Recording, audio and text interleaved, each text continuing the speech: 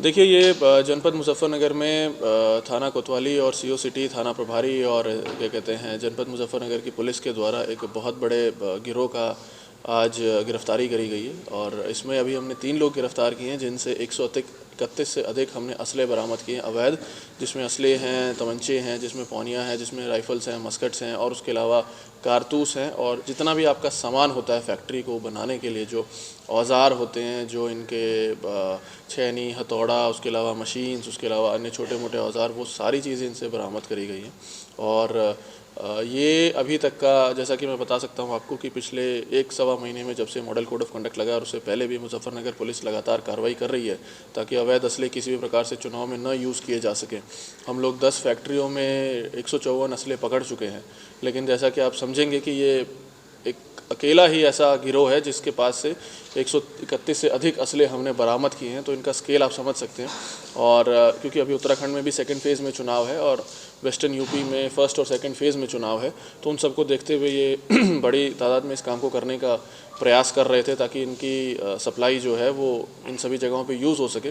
तो उस सब को निष्क्रिय करते हुए, इससे पहले कि ये उसको लार्ज स्केल पे कहीं सप्लाई को प्रोवाइड कर पाते, मुजफ्फरनगर पुलिस ने इस पूरे गिरोह को, पूरे रैकेट को पकड़ा है। और इनके पास से हमें कुछ इंटेलिजेंस और इनपुट्स मिले हैं जो कि छोटे और ऐसे ग्रुप्स हैं जो इस प्रकार का काम कर रहे हैं। तो आप देखेंगे कि अगले कुछ दिनों में उनके विरुद्ध भी मुजफ्फरनगर पुलिस कार्रवाई करेगी। सर, कब से फैक्ट्री संचालित थी और कितने तमंचे बेच चुके हैं?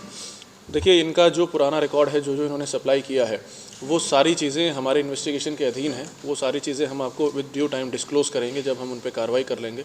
जिन लोगों को इन्होंने अभी तक असला सप्लाई किया भी है, चाहे इन्होंने डायरेक्टली किसी व्यक्ति को सप्लाई किया हो, चाहे किसी छोटे व्यक्ति को जो असले सप्लाई का काम करता हो उसको किया हो और उसने किसी से आगे से लिया हो, उन सारी चीज़ों पर हमारी इन्वेस्टिगेशन अभी चालू है। और जैसे जैसे हम पाएंगे कि किसी भी व्यक्ति के द्वारा अवैध असला लिया गया है किसी भी क्रिमिनल या किसी भी ऐसे व्यक्ति के थ्रू पिछले कुछ दिनों में, तो उसके विरुद्ध क्रिमिनल कार्रवाई तो होगी ही होगी, जो मतलब आईपीसी के अंतर्गत कार्रवाई होती है।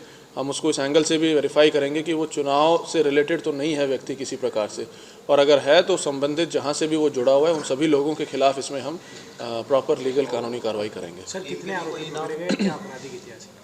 देखिए, 3 अपराधी अभी पकड़े गए हैं और अगले कुछ दिनों में आप देखेंगे कि इनके गैंग से जुड़े हुए और जो लोग हैं उनको भी हम पकड़ेंगे। इसमें तीनों अपराधी जो हैं वो पुराने क्रिमिनल्स हैं, पूर्व में भी शस्त्र फैक्ट्री में बंद हो चुके हैं और इनका आपराधिक इतिहास है।